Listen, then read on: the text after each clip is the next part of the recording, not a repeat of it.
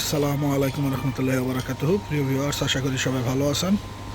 আলহামদুলিল্লাহ আমরাও ভালো আছি। হাজী গোলাম মোস্তফা এগ্রো ফার্মের পক্ষ থেকে সবাইকে সাদর আমন্ত্রণ। এখন দুপুরবেলা আমাদের গরুকে আপনারা দেখতে পাচ্ছেন গোসল করানো শেষ। চারিতে পানি নেওয়া হয়ে গেছে। হয়তো আর কিছুক্ষণের মধ্যে আলাদা আরেকটা শেডের কাজ চলতেছে, ওইটার কাজ সম্পন্ন হওয়ার পরে আমরা গরুকে দানাদার খাবার দিয়ে দিব। আমাদের প্রতিদিনের রুটিন, টাইম টু টাইম গরুকে গোসল করানো, খাবার দেওয়া, গরুর পরিচর্যাগুলো ঠিকমতো করা এবং সবসময় খেয়াল রাখা যেন মহান রাব্বুল আলামিন আমাদের গরুগুলোকে সবসময় সুস্থ রাখে।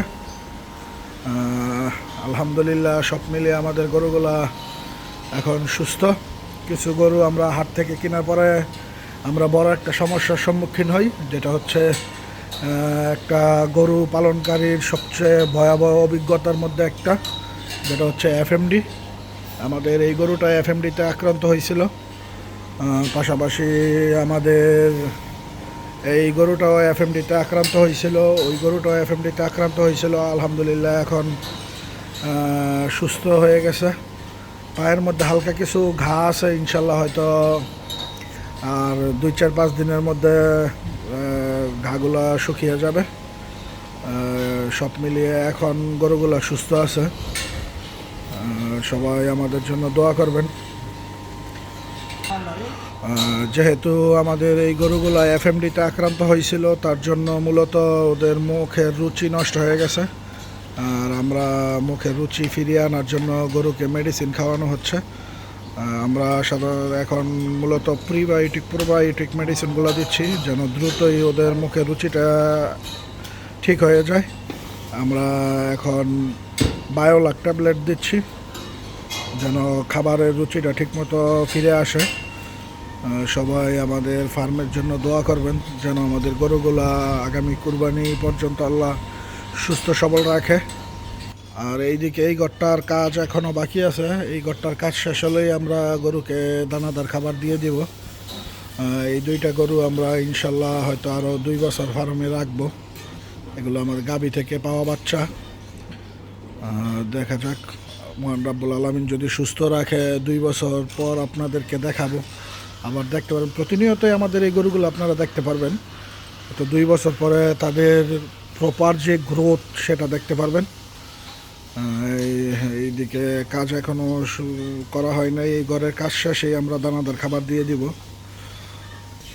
আর এদিকে আমাদের ছাগল যে বাচ্চা হয়েছে, আলহামদুলিল্লাহ মা বাচ্চা সুস্থ।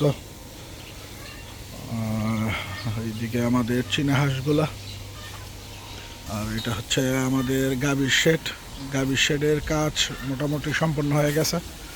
হয়তো আর কিছুক্ষণের মধ্যে আমরা আমাদের গাভীকে দানাদার খাবার দিয়ে দিব। আমরা এই বছর যে প্রবলেমটা ফেস করতেছি সেটা হচ্ছে ঘাসের সংকট।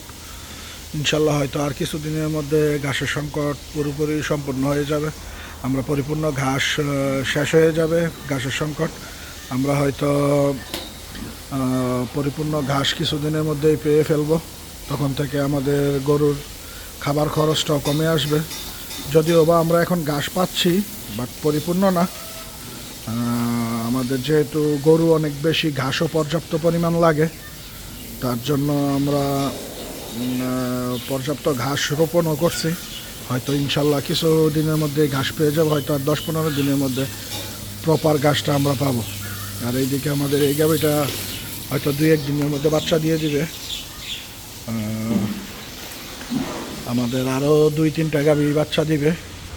সবাই আমাদের ফার্মের জন্য দোয়া করবেন। আমাদের ইউটিউব চ্যানেলটাকে সাবস্ক্রাইব করে দিবেন এবং খামার সম্পর্কে যদি আপনাদের কোনো তথ্য জানার থাকে অবশ্যই আমাদের কমেন্টসের মাধ্যমে জানাবেন। ইনশাল্লাহ আমরা চেষ্টা করব আপনাদেরকে সঠিক তথ্য দেওয়ার জন্য। আমাদের এই ফার্মিং লাইফে যতটুকু হয়তোবা আমরা শিখতে পারছি ততটুকু আপনাদের সাথে শেয়ার করার চেষ্টা করব। ধন্যবাদ সবাইকে। সবাই ভালো থাকবেন। আসসালামু আলাইকুম।